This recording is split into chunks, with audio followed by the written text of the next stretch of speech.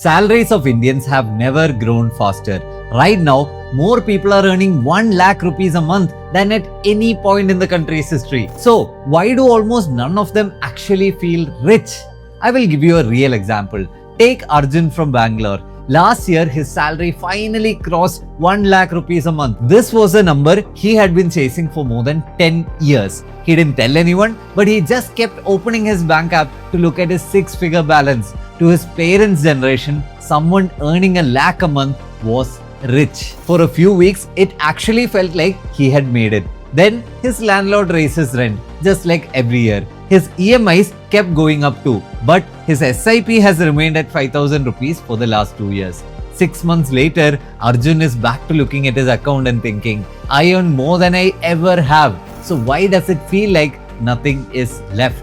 Does this sound familiar to you? Maybe your number is not 1 lakh rupees. Maybe it was 25,000 or 50,000 rupees. Or maybe you're already well past the 1 lakh mark, but you still feel this way. The number keeps changing, but the feeling does not. So what is actually going on? Is it in your head? Is it really your spending? Or is it something much bigger than you? The honest answer is that it's a mix. But by the end of this video, you will know exactly which part of this is the system and which part of this is you.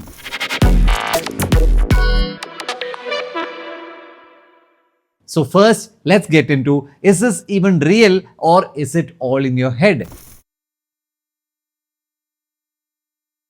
Now, if you ask the people around Arjun what his problem is, most of them would quietly tell you, he just spends too much. They see the lavish trips, the constant upgrades, and it makes sense, right? And maybe you're making the exact same guess about your own money right now.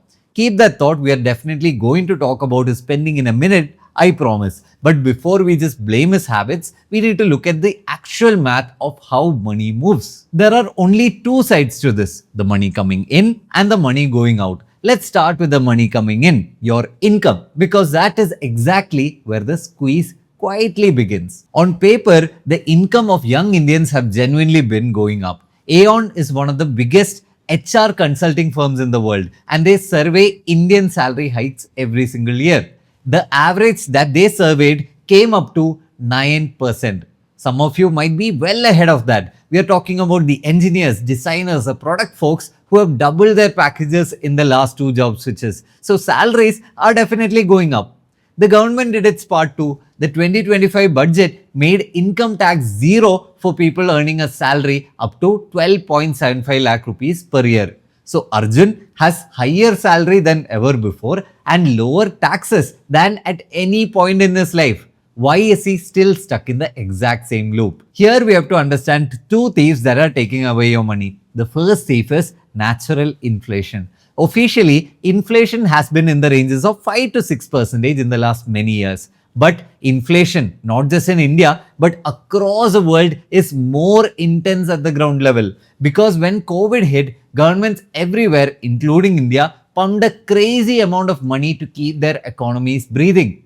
They did this through cheap loans and high government spending. It worked and economies survived. But all of that freshly created money ended up pushing inflation way up. And this is eating into your salary. So let's say we're not considering this high on the ground inflation. Even the official 6% number cuts your real salary hike down to 3%. The second thief in our story is corporate greed or demand and supply. The normal things you actually spend your money on, fruits, going out for a movie, even your mobile recharge, they have been getting expensive much faster than any official average. And don't even get me started on the inflation of school fees and hospital bills.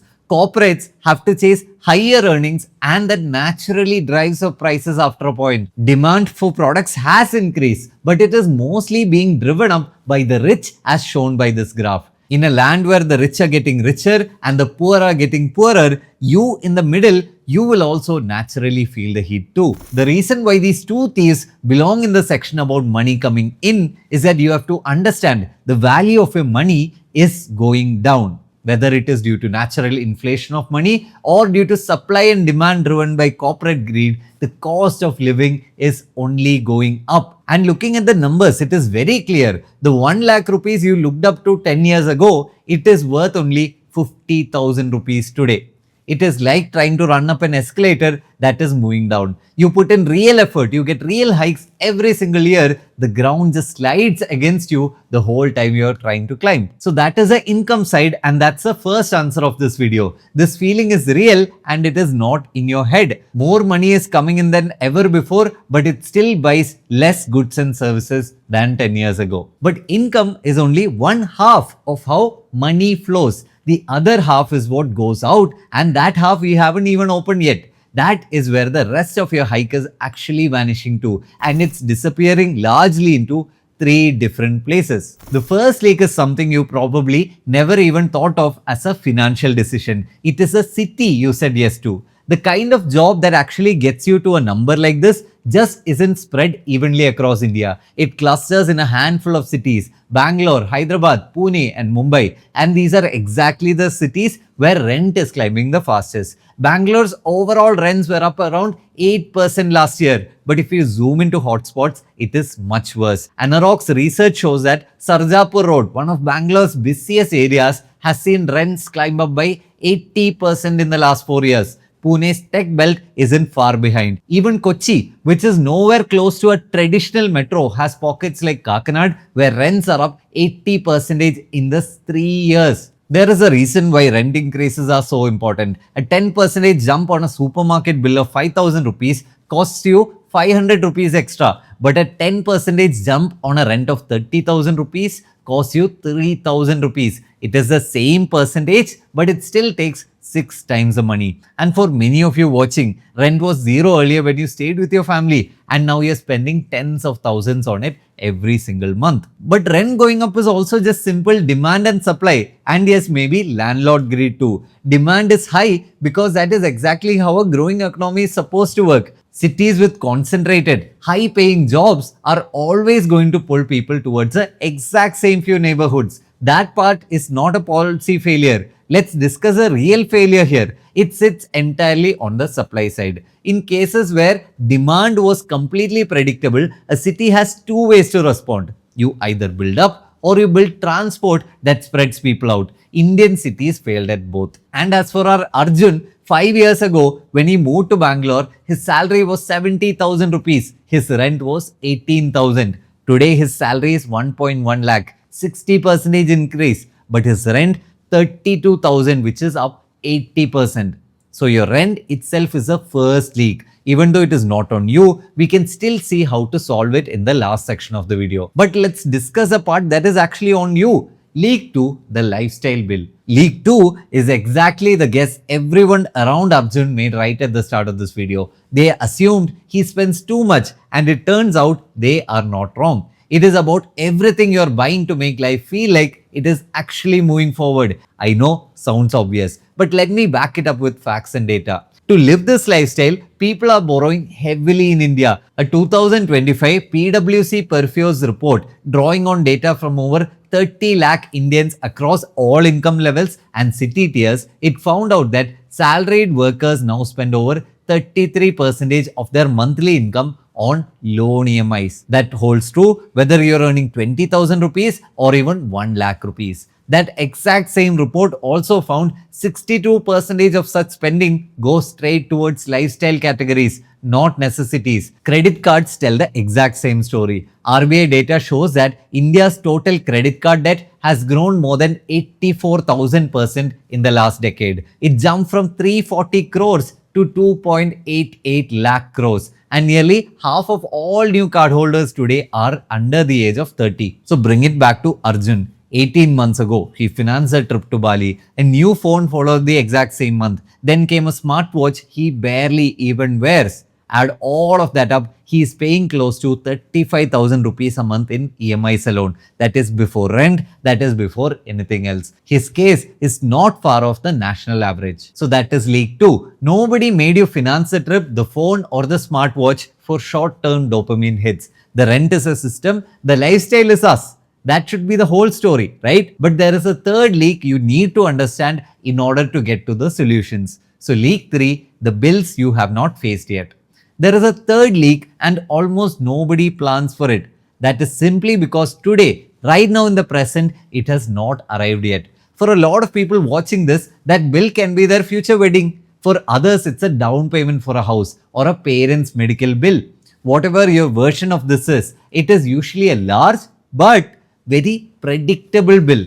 And somehow it still catches people by surprise when it lands. For Arjun, that bill is his own wedding. It is the one he was doing that SIP of 5,000 rupees for from the start of this video. He is saving but just not enough for his goal. Arjun is at least putting some money away. Most people are not even saving towards any of their big expenses at all. He doesn't have any insurance for his parents either. See, I know most of you are exactly like Arjun. We as humans don't worry about what has not arrived yet. This is called as present bias. It is our natural tendency to favor immediate, smaller rewards while not thinking of the larger, longer term ones. That is what Leak 3 is. It is the absence of a solid plan for your big goals and expenses. Every time a hike came in, the rent renewal and the EMI claimed it first. Those future expenses got neglected very easily. So now all three leaks are on the table. These three leaks are blocking you from getting financially free.